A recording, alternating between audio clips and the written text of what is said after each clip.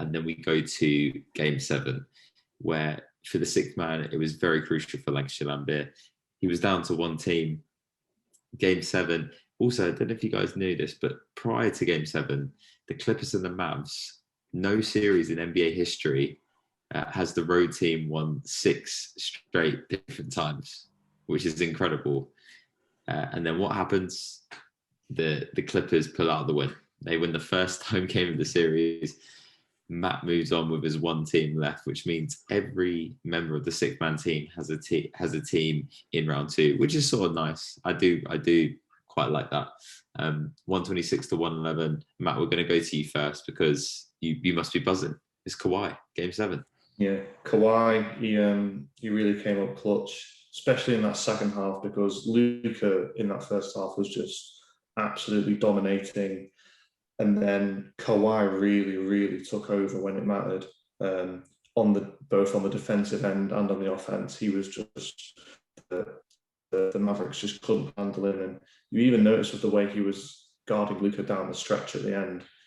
Luka obviously got a few shots away and did manage to make a few layups towards the end, but really just making it difficult for him to get space. And the thing that really made the most difference was the ball movement for the Clippers versus the Mavericks, I thought. When the Mavericks would go and double team Kawhi, they'd move the ball so quickly and so efficiently to get that open shot in the corner. And there were so many contributors for the Clippers. You had like Reggie Jackson making some clutch threes down the end. Terrence Mann had a great first quarter and made a few other good shots throughout the game. So you forgot about Luke Kennard as well. 11 points. I think he outscored all of his points within the first 6 games, is what I heard on the commentary crew. I do think that we'll speak about Game 7, I think the Mavs have lost this series. I don't think the Clippers have won it. They've had two opportunities. They were up 2-0, then they win Game 5. They go back to Dallas in Game 6 in front of your home crowd. You should be closing it out. Maybe I'm a bit salty. And I completely agree, Matt, with what you were saying about Luka with the offense. He had 46 points, but I think it becomes easier to read. He can make really good decisions, but it's up to the other role players. Finney Smith had a really good game as far as what I watched, but there just wasn't enough. And their bench didn't play well at all. I just thought it was more the Dallas defense. They were just unable. Clippers were able to generate okay shots, and the only bad shots were because of their poor shot selection. It wasn't because they were. It wasn't because Dallas were doing anything extraordinary, I felt. And part of it I would say is just what has happened to Porzingis the past couple of years, especially since last year. Like in New York, he was an interior presence. He was one of their best defensive players in New York. Okay, New York wasn't that good, but that was part of his potential, his long-range shooting, his offensive ability, but also his defensive versatility. That's gone out the window. I think he's Dallas's highest paid player, which I just couldn't believe.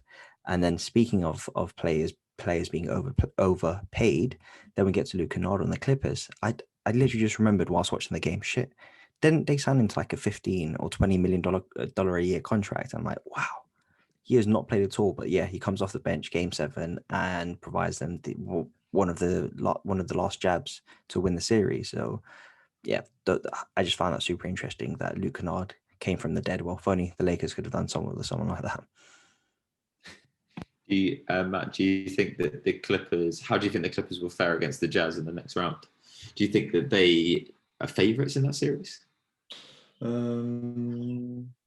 I think it's very even. I'll be honest, I haven't seen the bookmakers odds, but I believe that they'll be struggling to split the two sides just because the way that the Jazz, well, they lost that Game 1 against the Grizzlies, didn't they? But they pretty much breezed through it then. And even with like the fact that the Clippers have obviously won in 7, you would have, before the series, most people would have predicted the Mavs to at least take 2 games, given the fact that it is Luka Doncic who you're up against. So I think the Clippers now they've got this behind them. They've really, the way that Kawhi's performed in the past 2 games, to really pull it out of the bag, because they were in a really pressure situation in that game 6, and then obviously come into game 7.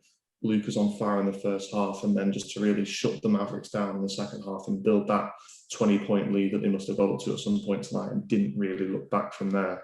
That you'd like to think that they've now got like the game face on, and that they can really push ahead and make a really, really good showing against the Jazz. And to be honest, they've got to be one of the favourites to get out of the West now. It's wide open. I really think it's wide open. These 4 teams, I'm looking at it, I'm like, anybody on their day could potentially win the West. That's my thoughts. Yeah. One last thing on that, actually, the West versus East. Going into the playoffs, I think everyone felt that the West was the better conference, or like the more competitive conference. I think now that's completely flipped. I think now the East is definitely the better conference, the favorite for the title. I agree. That Bucks next series, that looks like that's gonna be the side. Thank you, House Lasku and Lancashire Laimbeer. And I'm a bit sorry, but congrats. Kawhi's done it to me again in game 7, hasn't he? He's done it again. He's got fuck. It's a little Arsenal Fan TV reference for anyone who will get it. But, Lord Voldemort. Yeah, too good. Yeah, that's the guy. That's the guy. He's fucking done it again. Right, cool. The little rat, the little weasel. Right. From 6th man, Lancashire Laimbeer and House Lasku is over and out. Peace, y'all.